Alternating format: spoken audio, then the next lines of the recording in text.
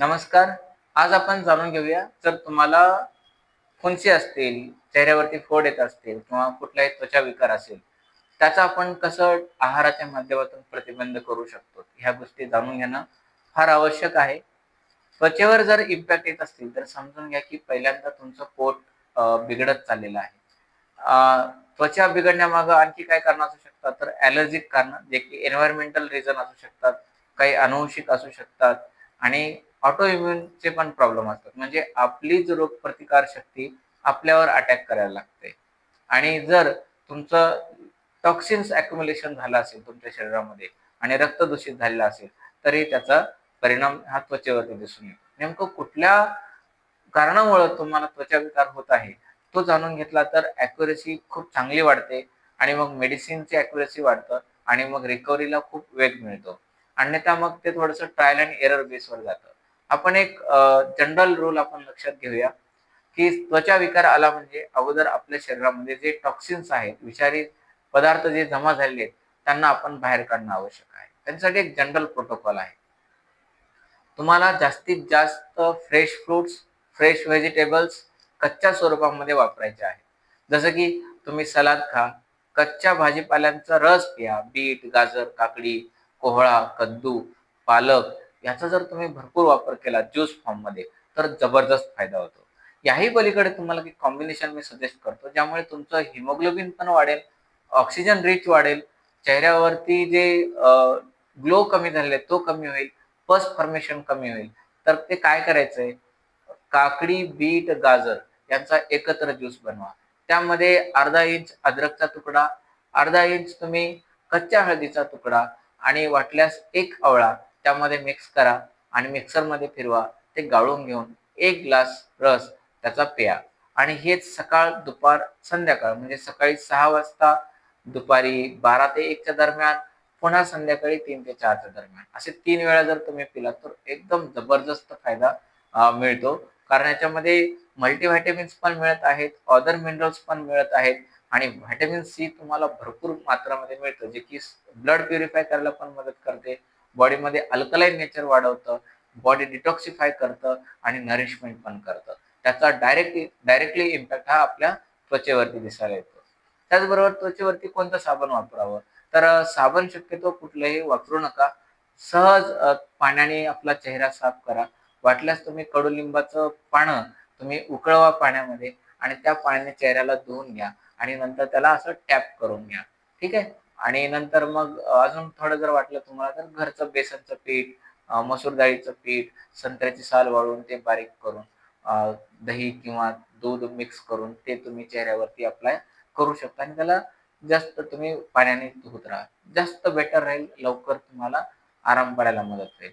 त्याच्यानंतर सलाद खावायचा की नाही, सलाद बिलकुल खाल्ला पाहिजे. परत व्हिटॅमिन्स, मिनरल्सचं गोष्ट येतं.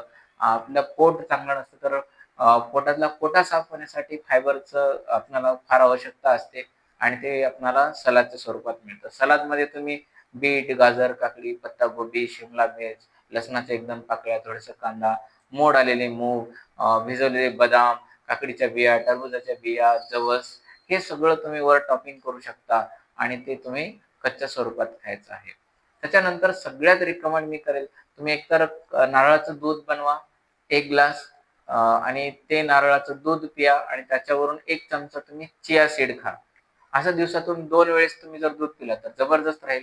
नारळाचं दूध तुम्हाला प्यावं वाटत नसेल किंवा तुम्हाला कंटाळा येत असेल, तर त्याला तुम्ही बदामाचं मिल्कनं पण अल्टर करू शकता. म्हणजे कधी बदामाचं दूध, कधी नारळाचं दूध असं बनवून जर तुम्ही चिया सीड सोबत जर त्याचं सेवन केलात, तर ट्रिमेंडसली तुमच्या चेहऱ्याचं टोनअप वाढेल, तुमचं तेज वाढायला खूप मदत होईल. त्यानंतर आपण पुढे येऊया जेवणामध्ये काय बदल करायचे. तर जेवणामध्ये तुम्हाला तेलाचं सेवन अगदी कमी करायला पाहिजे.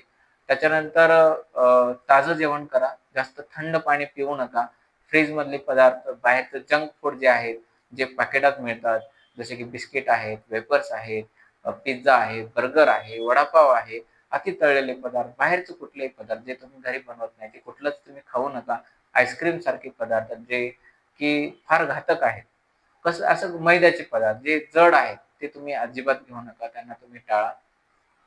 त्याच्यानंतर आपण पुढं पाण्याचा इंटेक तुम्ही वाढवा. पाणी भरपूर प्या. गरजेनुसार पाणी प्या, पण पिण्याची पद्धत तुम्ही लक्षात घ्या. बसून सावकाश तोंड बंद करून तुम्ही पाणी प्यायला सुरुवात करा. आणि त्याच्यासोबत आणखी एक गोष्ट ॲड करू शकता. जे तुम्ही खडे मीठ आहे, त्या खडे मिठाचा वापर करायला सुरुवात करा. एक छोटासा तुकडा घ्यायचा मिठाचा आणि ते क्रिस्टल घेऊन जिभेवरती ठेवायचं आणि पाणी घोट-घोट करत प्यायचं. असे तुम्ही दिवसातून 7-8 ग्लास त्या मिठासोबत जर पाणी प्यायलात, तर तुमच्या बॉडीमधलं ऑक्सिजन सर्क्युलेशन, मिनरल ॲब्सॉर्प्शन हे फार झपाट्यानं व्हायला लागतं आणि हीलिंगला खूप जास्त वेग मिळतो. यासोबत जे आपल्याकडचे मेडिसिन असतात, ते मेडिसिन टाईम टू टाईम घेत राहिलात, तर जे तुमचे आजार आहेत, ज्यांना बरं होण्यासाठी 6 महिने, वर्षभर लागणार होतं, ते कदाचित त्याचे परिणाम 15 दिवसात, महिन्याभरात, दीड महिन्यामध्ये खूप चांगल्या पद्धतीने फरक मिळतो. आणि सगळ्यात महत्त्वाचं म्हणजे ब्रीथिंग एक्सरसाइजेस म्हणजे श्वसनाचे व्यायाम तुम्हाला घ्यायचे आहेत. ते श्वसनाचे व्यायाम कसे करायचे? तर पहिला प्रकार तुम्ही लक्षात घ्या. श्वासाचे व्यायाम करताना श्वास 4 काउंट करेपर्यंत मध्ये घ्यायचा. जसं की 1, 2, 3, 4 हे असं घेतलेलं आहे. मग आता होल्ड करून ठेवायचं म्हणजे धरून ठेवायचं आहे श्वासाला. 1, 2, 3, 4. आता मग सोडायचा आहे श्वास. परत 4 काउंट करायचे. सोडताना 1, 2, 3, 4.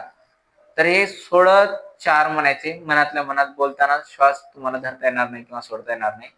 तर असं बोटाने तुम्ही काउंट करू शकता आणि श्वास सोडायचा आहे आणि मग पुन्हा थांबायचं आहे. म्हणजे याला बॉक्स ब्रीथिंग म्हणतात. तुम्ही श्वास घेताना 4 काउंट करा. श्वास धरून ठेवा, 4 काउंट करा. सोडताना 4 काउंट करेपर्यंत सोडा आणि सोडल्यानंतर 4 काउंट करेपर्यंत थांबा. असं 5 मिनिटाचा सराव तुम्ही सुरुवात करा. 2 मिनिटापासून करा. 6 ब्रीथिंग पासून करा. पण हे करत, करत, करत अर्ध्या तासाची प्रॅक्टिस तुम्ही सुरू करा. तुम्हाला खूप बेनिफिट होईल. त्याच्यानंतर मी तुम्हाला आणखी एक आवर्जून सांगेल, की आपल्या पोटावरती, गळ्यावरती आणि कपाळावरती सुती कपड्याची पट्टी करायची. साध्या पाण्यामध्ये त्याला भिजवायचं आणि आपल्या पोटाभोवती म्हणजे आपल्या जिथं बरगड्या संपतात तिथून ते ओटी पोटापर्यंतच्या भागावर जवळपास 4 राउंड होतील सुती कपड्याचे. अशा पद्धतीने त्याला गुंडाळायचं, टक करायचं, ओला कपडा राहू द्यायचा. सेम आपल्या मानेभोवती, गळ्याभोवती 4 राउंड करायचं सुती कपड्याचं आणि कपाळावरती करायचं आणि 40 मिनिटासाठी हे सोडून द्यायचं. आणि हे वरून तुम्ही कपडे घालून पण तुमची जी काही कामं आहेत ते करू शकता. आणि ह्या सगळ्या गोष्टी तुम्ही करत असताना तुम्ही लक्षात घ्या, की तुमच्या शरीरामधली ऊर्जा ही खूप वाढत चाललेली आहे. तुमच्या त्वचेची जी काय म्हणू आपण खराबी झालेली होती, त्यामध्ये तेज वाढलेलं तुम्हाला दिसेल. पस फॉर्मेशन कमी दिसेल म्हणजे पू बनताना कमी दिसेल, पाणी कमी बनताना दिसेल आणि इचिंगचा जर त्रास असेल ते पण कमी व्हायला लागेल, भूक चांगली लागायला लागेल, पोट चांगलं साफ व्हायला लागेल. म्हणजे खूप गोष्टींमध्ये तुम्ही बदल करायला लागाल.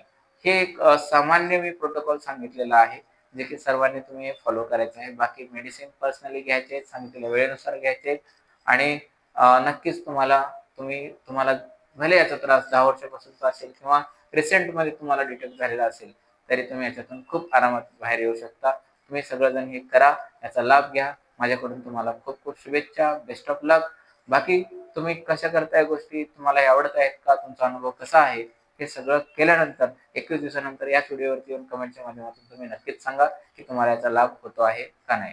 तोपर्यंत काळजी घ्या. धन्यवाद.